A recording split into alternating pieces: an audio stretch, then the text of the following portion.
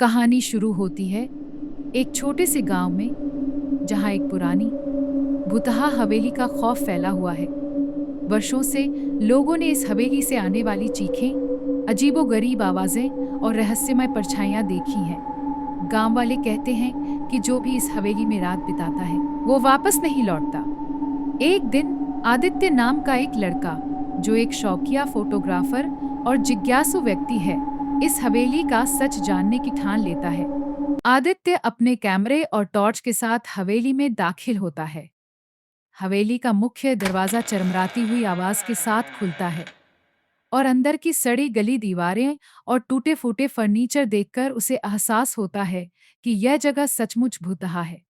हवेली के अंदर अजीब सी ठंडक है और हर कदम के साथ उसकी धड़कन तेज होती जाती है। चलते चलते आदित्य एक बड़े दर्पण के सामने आता है। जैसे ही वो उसमें अपनी परछाई देखता है, उसे अजीब सी बेचैनी महसूस होती है। अचानक दर्पण में उसकी परछाई मुस्कुराने लगती है, जबकि असलियत में आदित्य की आंखों में खौफ है। वो तुरंत पलटता है और पीछे देखने पर वहां कोई नहीं होता।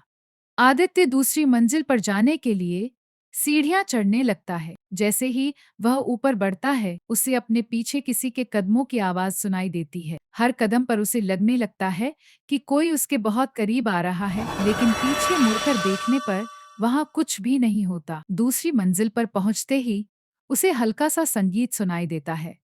यह धुन विचित्र और डरावनी है, जैसे किसी ने उसे सालों पहले बजाया हो। वह आवाज की दिशा में चलता है और एक कमरे के पास पहुंचता है, जहां एक पुराना पियानो रखा होता है, जिसकी कुछ चाबियां खुद ब खुद बज रही होती हैं। यह देख आदित्य के रोंगटे खड़े हो जाते हैं। कमरे से बाहर निकलते ही आदित्य को एक बंद दरवाजे के पीछे से किसी के चीखने की आवाज सुनाई देती है। दरवाजे पर हाथ लगाने पर उसे ऐसा महसूस होता है जैसे किसी ने उसका हाथ पकड़ लिया हो। वो चीखता है और पीछे हट जाता है, लेकिन दरवाजा धीरे धीरे अपने आप खुल जाता है, जैसे किसी ने उसे अंदर बुलाया हो। दरवाजा खुलने पर आदित्य को कमरे के अंदर एक पुरानी तस्वीर मिलती है। तस्वीर में एक परिवार है और उस परिवार में आदित्य का चेहरा भी दिखाई देता है। ये देखकर उसके होश उड़ जाते हैं। उसे याद आता है कि बचपन में वह इसी हवेली में था और उसकी माँ ने इस हवेली को छोड़कर जाने का फैसला किया था। जैसे ही वो उस तस्वीर को छूता है, कमरे में अचानक ठंडी हवा बहने लगती है और उसकी माँ की आवाज सुनाई देती है। उसकी माँ कहती है कि ये हवेली हमेशा उसके परिवार की थी और अब वो हमेशा के लिए यहाँ रहेगा। आदित्य को घेरते हुए रहस्यमयी परछाइयां अचानक उसे अपने आगोश में ले लेती हैं। सुबह होने पर गांव वाले हवेली के बाहर इकट्ठा होते हैं और आदित्य की तलाश करते हैं, लेकिन उसे कभी नहीं ढूंढ पाते।